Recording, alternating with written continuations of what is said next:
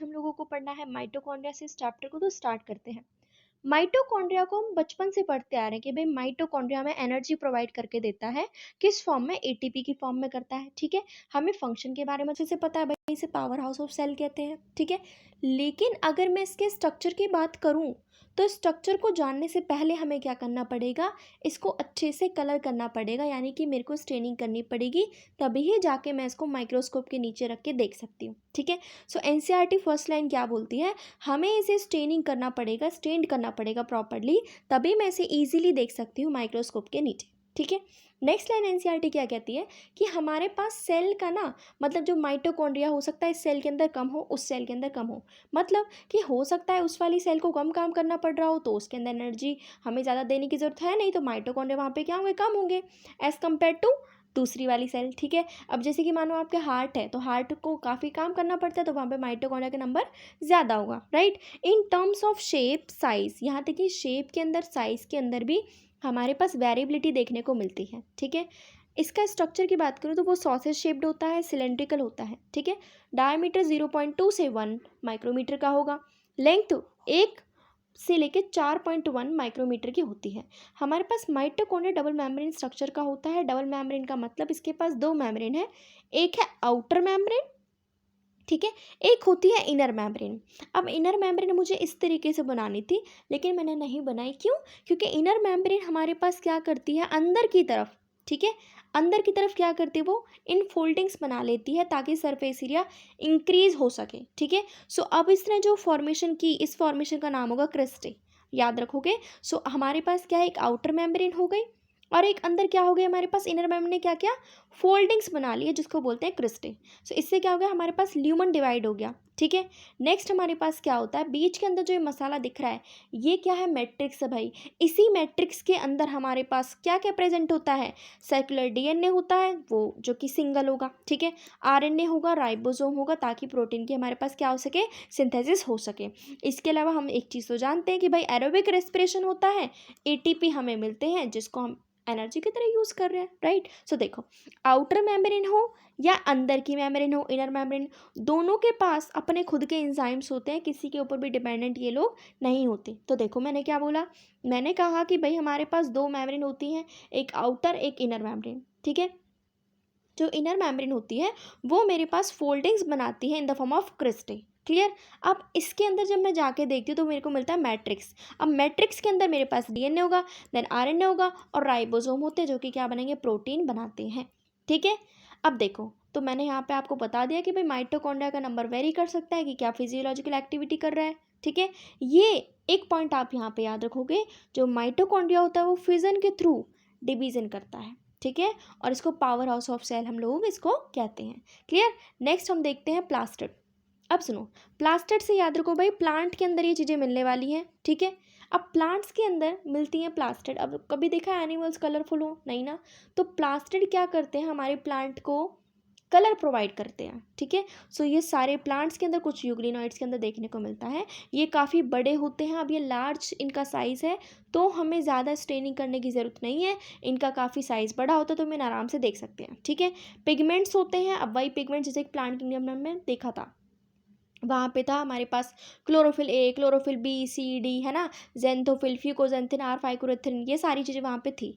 इस तरीके से प्लास्टिड को हम तीन कैटेगरी में डिवाइड करते हैं। नंबर 1 है chloroplast, number 2 chromoplast, number 3 leucoplast. अब क्लोरोप्लास्ट के नाम में आ रहा है क्लोरोफिल, तो क्लोरोफिल होता है और हमारे पास होता है कैरोटिनॉइड। ये दोनों के दोनों क्या करते हैं भाई, सनलाइट को ट्रैप करते हैं, तभी जाके क्या होती है, फोटोसिंथेसिस। ठीक है, अब क्लोरोफिल अगर मेरे पास है तो कलर क्या होगा प्लांट का, ग्रीन कलर होगा। ठीक है, अब ये जो क्लोरोप्लास्ट होता है वो कहाँ मिलते हैं भाई, लीफ के अंदर बैठे रहते हैं, मीजोफिल सेल, उसी के अंदर कौन बैठा है, क्लोरोप्लास्ट बैठा रहता है, और क्लोरोप्लास्ट के अंदर कौन है, क्लोरोफिल, जो कि प्लांट को ग्रीन कलर प्रोवाइड करता है। ठीक है, इनका भी नंबर, शेप, साइज वेरी कर सकता है। लेंथ कितनी होगी मेरे पास, 5 से 10 माइक्रोमीटर। विड्थ की बात करें तो 2 से 4 माइक्रोमीटर होगी। समझ में आ गया। नेक्स्ट है मेरे पास क्रोमोप्लास्ट। अब क्रोमो से याद रखो भाई क्रोमोजेनिक सबस्ट्रेट, यानी कि कोई कलर की बात हो रही है। सो यहाँ पे फैट सॉल्युबल कैरोटिनॉइड्स पिगमेंट्स होते हैं। अब जैसे हमने प्लांट किंगडम में देखा था कैरोटीन और जेंथोफिल। ठीक है, एक था ब्राउन एल्गी, उसके अंदर मिला था ज़ेंथोफिल और फिकोज़ैंथिन। वो क्या कर रहे थे, मेरे पास प्लांट के कलर को चेंज कर रहे थे। सो देखो येलो, ऑरेंज, रेड, ये हमें 3 तरीके के कलर हमें प्रोवाइड करता है। नेक्स्ट है ल्यूकोप्लास्ट। अब ल्यूको से कुछ चीज़ अगर याद आ रही हो तो बोलते हैं ल्यूकोसाइट। अब ल्यूकोसाइट होते हैं WBC, जो कि वाइट ब्लड सेल्स हैं, वो कलरलेस होती हैं। तो आप यहाँ से कुछ याद कर सकते हो कि भाई ल्यूकोप्लास्ट यानी उनके अंदर कोई भी कलर यहाँ पे देखने को नहीं मिलेगा। तो एक चीज़ आप याद रखोगे, क्लोरोप्लास्ट और क्रोमोप्लास्ट दोनों ने मिलकर क्या दिया, कलर दिया, ठीक है। लेकिन ल्यूकोप्लास्ट कलरलेस है, ये कोई भी कलर प्रोवाइड नहीं करता। तो अगर कलर नहीं देता तो फंक्शन क्या होगा भाई, स्टोरेज का काम होता है, ये न्यूट्रिएंट्स को स्टोर करता है, ठीक है। अब इसमें 3 कैटेगरी है, number 1 amyloplast, number 2 elaioplast, number 3 aleuroplast. अब अमाइलो से याद रखो भाई अमाइलेज, अब अमाइलेज से याद रखो स्टार्च, ठीक है। सो ये स्टार्च को स्टोर करेगा। एलाइयोप्लास्ट, अब देखो इसके अंदर ओ भी आ गया तो याद रखो ऑयल, ठीक है। सो ऑयल से याद रखो फैट, अगर हम ऑयली सब्सटेंस कुछ ना कुछ खाते हैं, ऑयली चीज़ें वगैरह, तो फैट तो ऑलरेडी डिपोजिट होना ही होना है, तो आप याद रख सकते हो एलाइयोप्लास्ट से ऑयल और फैट, ठीक है। एल्यूरोप्लास्ट, अगर हमें याद हो मोनोकॉट था हमारे पास सीड, उसके अंदर एलिरोन की एक प्रोटीन की लेयर होती है जो कि डिवाइड कर होती है एंडोस्पर्म को, ठीक है। सो एलिरोप्लास्ट से याद रख लो कि भाई वो प्रोटीन को स्टोर करेगा, ठीक है। सो देखो दोबारा देखते हैं, क्लोरोप्लास्ट ने क्या किया, सिर्फ ग्रीन कलर हमें प्रोवाइड करके दिया। क्रोमोप्लास्ट ने येलो, ऑरेंज, रेड बिल्कुल कलरफुल कर दिया हमारे पास प्लांट, ठीक है। ल्यूकोप्लास्ट ने कोई भी कलर प्रोवाइड नहीं किया, लेकिन उसने स्टोरेज की, स्टार्च की, ऑयल, फैट, देन प्रोटीन की। क्लियर। नेक्स्ट हमारे पास आता है, जिस तरीके से माइटोकॉन्ड्रिया मेरे पास डबल मेम्ब्रेन था, इसी तरीके से क्लोरोप्लास्ट भी डबल मेम्ब्रेन स्ट्रक्चर होता है, यानी एक इसके पास आउटर मेम्ब्रेन होगी और एक इसके पास इनर मेम्ब्रेन होगी। अब जो इनर मेम्ब्रेन होती है वो काफ़ी लेस परमेबल है, मतलब वो कम ही लोगों को एंट्री देगी, बाकी लोगों को नहीं देगी, ठीक है। अब इसके अंदर जितनी भी जो चीज़ें बची उसको बोलते हैं स्ट्रोमा। अब पहले मैं आपको उसको डायग्राम से समझाना चाहूँगी, सुनो। ये वही क्लोरोप्लास्ट हमारे पास, वही आउटर इनर मेम्ब्रेन, समझ लेना, ठीक है। अब मान लो ये एक बाहर एक आउटर मेम्ब्रेन है, अब मैं आपको इनर मेम्ब्रेन दिखा रही हूँ अंदर की तरफ, ठीक है। ये है इनर मेम्ब्रेन। अब इसके अंदर जितना भी जो सब्सटेंस बनता है, जितनी भी जो चीज़ें बैठी हैं, उसको बोलते हैं स्ट्रोमा। क्लियर। अब स्ट्रोमा के अंदर हमारे पास इस तरीके से स्टेक लाइक एक स्ट्रक्चर बना रहता है जिसको बोलते हैं थाइलाकॉइड। अब सुनो, अगर मैं एक ऐसा बनाऊंगी तो बोलेंगे थाइलाकॉइड, ठीक है। सो एक स्मॉल, एक मैंने एक पाइल ऑफ कॉइन बनाया तो उसको बोलेंगे थाइलाकॉइड। अगर मैं सबको मिला के बोलूँ तो बोलते हैं ग्रेना। तो याद रखो कि स्ट्रोमा के अंदर हमारे पास थाइलाकॉइड्स बैठे रहते हैं। अगर एक बैठा तो बोलेंगे थाइलाकॉइड, और बहुत सारे ऐसे बैठे हैं साथ मिलके तो बोलेंगे ग्रेना, ठीक है। ग्रेना का एक और नाम होता है, बोलते हैं इंटरग्रेनल थाइलाकॉइड, ठीक है। अब ये जो मेरे पास जो थाइलाकॉइड है, इसके अंदर का जो स्पेस बना, इसको बोलते हैं ल्यूमन, ठीक है। सो यहाँ पे ग्रेना है, ग्रेना क्या है, पूरे थाइलाकॉइड को मिला के बोला है, और थाइलाकॉइड होता है एक मेरे पास, ठीक है। स्ट्रोमा के अंदर क्या क्या चीज़ें बैठी रहती हैं, स्मॉल सर्कुलर DNA और राइबोसोम्स बैठे होते हैं। तो देखो ये मेरे पास आउटर मेम्ब्रेन, फिर ये है अंदर की तरफ इनर मेम्ब्रेन। इस इनर मेम्ब्रेन के अंदर सारा क्या है, स्ट्रोमा बैठा है, ठीक है। अगर एक में सिक्के की बात करूँ तो बोलेंगे थाइलाकॉइड, और बहुत सारे सिक्के मिलके बैठे हैं तो बोलेंगे हमारे पास ग्रेनम, ठीक है। अब देखो ये जो मैंने ये जो येलो लाइन बनाई, ये क्या है भाई, बहुत सारे थाइलाकॉइड्स बैठे हैं, यानी कि ग्रेना बैठे हैं, ठीक है। इधर भी ग्रेना बैठे हैं। अब इनको कौन मिलवाएगा, मिलवाने के लिए भी तो कोई ना कोई चाहिए, तो वो है स्ट्रोमा लैमेला। अब स्ट्रोमा के अंदर है ये क्या, सारा स्ट्रोमा, तो बीच में जो मिलेगा उस पोर्शन को बोलेंगे स्ट्रोमा लैमेले। क्लियर। नेक्स्ट देखते हैं अपने पास राइबोसोम। अब राइबोसोम को सबसे पहले जॉर्ज पेलेट ने देखा था 1953 के अंदर। राइबोसोम RNA और प्रोटीन से मिलकर बने रहते हैं, इनके ऊपर कोई भी मेम्ब्रेन देखने को नहीं मिलेगी। राइबोसोम के अंदर 2 यूनिट होती हैं, एक होती है लार्ज सब यूनिट, एक होती है स्मॉल सब यूनिट, ठीक है। प्रोकैरियोट्स और यूकैरियोट्स के अंदर डिफरेंसेस होते हैं। लाइक जो यूकैरियोटिक का जो राइबोसोम है वो होता है 80S का, जो लार्ज सब यूनिट होगी वो 60S की होगी, और जो छोटे सब यूनिट होती है वो होती है 40S की। प्रोकैरियोटिक राइबोसोम हमारे पास बड़ी वाली यूनिट बनाती है 50S, और जो छोटी वाली यूनिट होती है वो बनाती है 30S, ठीक है। अब ये जो SS में बोल रही है, S क्या है, तो S होता है स्वैडबर्ग की यूनिट, इसका मतलब सेडिमेंटेशन कोएफिशिएंट है। ये इनडायरेक्टली साइज और डेंसिटी को मेजर करती है। क्लियर। नेक्स्ट है हमारे पास साइटोस्केलेटन। अब साइटो का मतलब होता है सेल, और स्केलेटन का मतलब सेल को हम क्या करेंगे, सपोर्ट प्रोवाइड करने के लिए एक स्केलेटन सिस्टम बनाते हैं, ठीक है। अब स्केलेटन कैसे बनेगा, तो भाई प्रोटीन का बना रहता है। Network of filamentous proteinaceous structure होते हैं साइटोप्लाज्म के अंदर, बैठी रहती हैं चीज़ें। क्या क्या हो सकते हैं, माइक्रोट्यूब्यूल्स, माइक्रोफ्लामेंट्स, इंटरमीडिएट फ्लामेंट्स होते हैं। फंक्शन क्या होगा, सपोर्ट प्रोवाइड करना है सेल को, मोटिलिटी ताकि वो मूव मूव मूव कर सकें, ठीक है, और शेप सेल की मेंटेन रहती है, ठीक है। सो इसके अंदर मेरे पास आते हैं सीलिया और फ्लैजिला। अब सीलिया मान लो ये बॉडी है, इसके ऊपर ऐसे हेयर लाइक आउटग्रोथ है, इसको बोलते हैं सीलिया, नंबर 1। फ्लैजिला क्या होते हैं, मान लो ये बॉडी है, इसके ऊपर ऐसे फ्लैग लाइक स्ट्रक्चर, इसको बोलते हैं फ्लैजिला। अब सीलिया काफ़ी स्मॉल होते हैं, ये ओट्स की तरह काम करते हैं। ओट्स का मतलब जैसे कि हमारे पास चप्पू होता है जो पानी के अंदर, ठीक है, बोटिंग के टाइम पर हम जो यूज़ करते हैं, ठीक है। अब इमेजिन कर लो एक हमारे पास एक स्विमिंग पूल है, उसके अंदर कोई स्विमिंग कर रहा है, सो उसकी खुद की बॉडी भी आगे मूव करेगी और साथ साथ जो आसपास का जो पानी है, सराउंडिंग जो वाटर है, वो भी मूव करेगा। तो इसका भी फंक्शन क्या होता है, या तो सेल मूव करेगी या फिर सराउंडिंग फ्लूइड मूव करेगा, ठीक है। फ्लैजिला कंपैरेटिवली लॉन्गर होता है, सीलिया सेल मूवमेंट में ये भी हेल्प करवाता है। डिफरेंस एक चीज़ याद रखोगे, जो प्रोकैरियोटिक का जो फ्लैजिला होता है वो वेरी करता है यूकैरियोटिक फ्लैजिला से। सीलिया फ्लैजिला के ऊपर एक होती है प्लाज्मा मेम्ब्रेन, ठीक है। अब अंदर जो माल मसाला भरा है इसको बोलते हैं एक्सोनीम, ठीक है। अब प्लाज्मा मेम्ब्रेन के अंदर क्या क्या चीज़ें बैठी रहती हैं पहले वो देखते हैं। देखो यहाँ पे पेरीफेरी की तरफ, बाहर की तरफ मेरे पास डबलेट्स की फॉर्म में हमारे पास माइक्रोट्यूब्यूल्स प्रेजेंट है, ठीक है। तो देखो 1 2 3 4 5 6 7 8 9, 9 तो मेरे पास होते हैं पेरीफेरल माइक्रोट्यूब्यूल्स, ठीक है, वो भी डबलेट्स की फॉर्म में, यानी कि 9 × 2 टोटल कितने हुए, 18 हुए। साथ में सेंटर में हमारे पास 2 माइक्रोट्यूब्यूल्स होते हैं, इनको बोलते हैं सेंट्रल माइक्रोट्यूब्यूल। अब इसके ऊपर एक शीथ प्रेजेंट है, सेंट्रल शीथ बोल देंगे इसको, ठीक है। अब ये जो पेरीफेरी पे जो बैठे हैं डबलेट्स, इनको भी कोई ना कोई ज्वाइन करेगा, तो ये जो ज्वाइन करेगा इसको बोलते हैं लिंकर्स, ठीक है। सो इनको भी जोड़ने वाला कौन है, लिंकर्स, ठीक है। अब जो पेरीफेरी वाले हैं वो हमारे पास सेंटर वालों से कैसे मिलेंगे, सो सेंटर वालों से मिलाने के लिए भी होते हैं स्पोक्स, इनको बोलते हैं रेडियल स्पोक्स, ठीक है। सो ये मेरे पास 9+2 का एरे का एक सिस्टम आता है। इसके अंदर क्या मैंने बोला कि मेरे पास प्लाज्मा मेम्ब्रेन होगी, पेरीफेरी पे डबलेट्स बैठे होते हैं, ठीक है। टोटल कितने, 9, डबलेट्स की बात तो होंगे टोटल 18, सेंटर में कितने हैं, 2, तो टोटल कितने हुए, 20 हुए हमारे पास, ठीक है। अब ये जो पेरीफेरी वाले हैं माइक्रोट्यूब्यूल्स जो बैठे हैं डबलेट्स, वो भी जॉइन है दूसरे वालों से बाय द लिंकर्स, ठीक है। और जो मेरे पास जो पेरीफेरी वाले वो सेंटर से अटैच है सेंट्रल वालों से बाय द रेडियल स्पोक, ठीक है।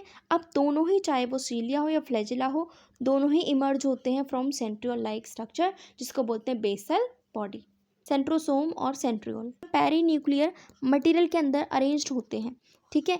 इसके अंदर 2 मेरे पास बैठे हैं सेंट्रियोल्स जो कि परपेंडिकुलर हैं, ठीक है। अब इसके अंदर मेरे पास जैसे वहाँ था डबलेट्स, यहाँ पे होते हैं ट्रिपलेट्स, यानी कि होंगे तो टोटल 9। देखो 1 2 3 4 5 6 7 8 9, ठीक है। लेकिन वो डबलेट्स से ये होते हैं ट्रिपलेट्स, ठीक है। तो ये 3 3 की ट्रिपलेट्स की फॉर्म में यहाँ पे अरेंज्ड है माइक्रोट्यूब्यूल्स पेरीफेरी वाले, ठीक है। सेंटर में जैसे वहाँ पे 2 थे, यहाँ पे नहीं होता, इसको बोलते हैं 9+0 एरे। मतलब 0 मतलब क्या, यहाँ पे बीच में एक प्रोटीन का एक स्ट्रक्चर बैठा रहता है जिसको बोलते हैं हब। अब बीच वाले स्ट्रक्चर से कैसे लिंक है, सेम पुराने वाले की तरह, जो पेरीफेरी वाले हैं वो सेंटर से अटैच है बाय द रेडियल स्पोक्स, वो भी कितनी है टोटल 9। अगर 9 पेरीफेरी वाले तो स्पोक्स भी कितनी होंगी, 9 होंगी। और जो पेरीफेरी वाले वो कैसे लिंक कर रहे हैं दूसरे वालों से, बाय द लिंकर्स। सो जैसे वहाँ 9+2 आ रहे थे, यहाँ पे होता है 9+0, तो 9 तो हो गए पेरीफेरी पे, और बीच में क्या बैठा है, एक हब जो कि है प्रोटीन का बना हुआ, क्लियर। अब देखो यहाँ पे लिखा है centriole from the body of cilia and flagella. अब क्या होता है, सीलिया और फ्लैजिला की बॉडी से सेंट्रियोल्स निकलते हैं जो कि आगे जाके स्पिंडल फाइबर बनाएंगे during cell division, clear. Next है न्यूक्लियस। अब न्यूक्लियस को सबसे पहले देखा था रॉबर्ट ब्राउन ने 1831 के अंदर। इसको स्टेन किया जाता है बाय बेसिक डाई, क्योंकि हमारे पास एसिडिक होता है डीएनए, ठीक है। सो अगर वो एसिडिक है तो किससे डाई करेंगे, बेसिक डाई यूज़ करेंगे। किसने की थी, फ्लेमिंग ने की थी, तब इसको नाम दिया गया था क्रोमैटिन। सो इंटरफेस न्यूक्लियस में क्या होता है, हमारे पास इंटरफेस न्यूक्लियस होता है जब न्यूक्लियस कभी भी डिवाइड नहीं कर रहा होता, ठीक है, उस टाइम हाईली एक्सटेंडेड होता है, एक स्ट्रक्चर बना देता है न्यूक्लियोप्रोटीन फाइबर्स का, ठीक है, जिसके अंदर 3 चीज़ें बैठी रहती हैं, क्रोमैटिन, न्यूक्लियर मैट्रिक्स और न्यूक्लियोलाई। न्यूक्लियोलाई जब बोलेंगे जब बहुत सारे बैठे हों, न्यूक्लियोलस सिंगल अगर होगा तो बोलेंगे न्यूक्लियोलस। ठीक है, अब देखो ये क्या है मेरे पास, हमारे पास यहाँ पे 2 मेम्ब्रेन है, एक आउटर मेम्ब्रेन और एक इनर मेम्ब्रेन। आउटर और इनर मेम्ब्रेन के बीच में एक स्पेस होता है जिसे बोलते हैं पेरी न्यूक्लियर स्पेस। ठीक है, और कुछ कुछ हमारे पास यहाँ पे पोर्स बैठे रहते हैं जिनको बोलते हैं न्यूक्लियर पोर। अब पोर है इसका मतलब ये कुछ ना कुछ एंट्री एग्जिट करा रहे होंगे, किसकी, आरएनए की और राइबोसोम की। ठीक है, और जो बाहर की जो आउटर मेम्ब्रेन है वो मेरे पास लिंक कर रही होती है बाय रफ एंडोप्लाज्मिक रेटिकुलम, यानी कि उसके ऊपर कौन बैठे हैं, राइबोसोम्स यहाँ पे बैठे हुए हैं। क्लियर। देन है मेरे पास अंदर का जो स्ट्रक्चर होता है ये है क्रोमैटिन, धागे धागे जो स्ट्रक्चर दिख रहा है उसे बोलते हैं क्रोमैटिन। ठीक है, और अंदर है न्यूक्लियोलस, दोनों को मिला के बोलते हैं न्यूक्लियर मैट्रिक्स या फिर nucleoplasm. Nucleolus non membrane structure होगा, इसी के अंदर राइबोसोम बनता है और इसी राइबोसोम अगर बना है तो प्रोटीन भी यहीं पे बनेगा। तो यहाँ पे हमारे पास सेल के अंदर एक ही न्यूक्लियस होता है नॉर्मली तो, लेकिन कभी कभी वेरिएशंस भी हो सकती हैं। हो सकता है इस सेल के अंदर बहुत सारे न्यूक्लियस बैठे हों, और कुछ तो मेरे पास ऐसी सेल्स होती है जिनके अंदर न्यूक्लियस ही नहीं होता, जैसे कि इरिथ्रोसाइट आरबीसी होंगी, दूसरी होती है सीव ट्यूब, उनके अंदर कोई भी न्यूक्लियस हमें देखने को नहीं मिलता। नेक्स्ट हमारे पास आते हैं क्रोमोसोम। अब देखो, अब जब धागे लाइक जो स्ट्रक्चर होता है उसको तो बोलते हैं क्रोमैटिन। अब क्रोमैटिन आगे जाके कंडेंस होके सेल डिवीजन के बाद हमारे पास क्रोमोसोम बनाता है, ऐसे होते हैं क्रोमोसोम। ठीक है, अब ये जो बीच का जो पोर्शन है, इस ये जो बीच में जो डॉट लाइक स्ट्रक्चर है इसको बोलते हैं सेंट्रोमियर। इस सेंट्रोमियर का काम क्या होता है, दो सिस्टम क्रोमैटिड को आपस में जोड़ के रखने का काम होता है इसका सेंट्रोमियर का। ठीक है, अब इसके साइड में एक डिस्क लाइक स्ट्रक्चर होता है जिसको बोलते हैं काइनेटोकोर। क्लियर। तो देखो क्रोमैटिन है, क्रोमैटिन के अंदर क्या क्या बैठा है, डीएनए, कुछ प्रोटीन्स, क्योंकि डीएनए क्या होता है, नेगेटिवली चार्ज, सो इसको पकड़ने के लिए कौन बुलाने पड़ेंगे हमें, पॉजिटिव प्रोटीन्स जो कि होते हैं हिस्टोन्स। ठीक है, और कुछ नॉन हिस्टोन प्रोटीन भी होते हैं जो कि डीएनए की पैकेजिंग में हेल्प करते हैं। और होगा आरएनए। सिंगल ह्यूमन सेल के अंदर 2 मीटर से 2.5 मीटर तक लंबा डीएनए मिलता है, यानी अगर मैं आपकी बॉडी की एक सेल निकालूं तो उसके अंदर 2.5 मीटर लंबा डीएनए हमें देखने को मिलेगा। ठीक है, अब देखो यही जो मैंने आपको बताया था, ऐसे करके 2 सिस्टम में क्रोमैटिड को जॉइंट करने के लिए, कनेक्ट करने के लिए एक प्राइमरी कॉन्स्ट्रक्शन बनती है जिसे बोलते हैं सेंट्रोमियर। तो ये 2 सिस्टर क्रोमैटिड को आपस में लिंक करके रखती है। ठीक है, इसके अलावा हमारे पास क्या होता है ना, यहाँ पे एक डिस्क लाइक स्ट्रक्चर बन जाता है जिसको बोलते हैं काइनेटोकोर। क्लियर। नेक्स्ट मेरे पास क्या है भाई, सेंट्रोमियर के पोजीशन के अकॉर्डिंग मेरे पास 4 डायग्राम दे रखे हैं। नंबर 1 है मेटासेंट्रिक, नंबर 2 सब मेटासेंट्रिक, नंबर 3 एक्रो, फिर है टीलोसेंट्रिक। अब देखो मेटासेंट्रिक यानी कि मिडिल में जब सेंट्रोमियर बैठा हो, ऊपर वाली आर्म, ऊपर वाला भी साइज बराबर है और नीचे वाला भी साइज बराबर है, इसको बोलते हैं मेटासेंट्रिक। सब मेटासेंट्रिक थोड़ा सा ऊपर चला गया, slightly away from the centre, इसको बोलते हैं सब मेटासेंट्रिक। देखो ये यहाँ था, ठीक है, अब इसके दोनों आर्म यहाँ पे भी 50%, यहाँ भी 50%, यहाँ पे क्या हो गया, यहाँ पे थोड़ा ये ऊपर चला गया, सो नीचे की थोड़ी सी लंबी हो गई हमारे पास आर्म। ठीक है, एक्रोसेंट्रिक में क्या हुआ भाई, कुछ ज़्यादा ही नज़दीक चला गया सेंट्रोमियर, क्लोज टू 1 एंड। ठीक है, टीलोसेंट्रिक क्या है, बिल्कुल ख़त्म ही हो गया, ऊपर की आर्म है ही नहीं, देखने को भी नहीं है। सो यहाँ देखो, यहाँ पे ये पोजीशन दिखा रखी है। सो इसके अकॉर्डिंग मेरे पास 4 दिखा रखी है यहाँ पे। नंबर 1, जब सेंट्रोमियर मिडिल में होगा तो बोलेंगे मेटासेंट्रिक, यहाँ पे दोनों है इक्वल आर्म्स, ऊपर वाली भी नीचे वाली भी। फिर सब मेटासेंट्रिक, इसमें slightly away from the centre हो गया है सेंट्रोमियर, एक छोटी आर्म होगी और एक थोड़ी सी बड़ी आर्म होगी। ठीक है, एक्रोसेंट्रिक के अंदर क्लोज टू 1 एंड हो गया है, इसमें एक काफ़ी छोटी आर्म है और एक काफ़ी बड़ी आर्म है, और इसमें तो सेंट्रोमियर बिल्कुल टर्मिनल पोजीशन में बैठा है, बिल्कुल ऊपर की तरफ बैठा है। ठीक है, सो यहाँ पे हमारा सेल का चैप्टर फिनिश हुआ। जिसको भी पसंद आए तो please do like, subscribe and share.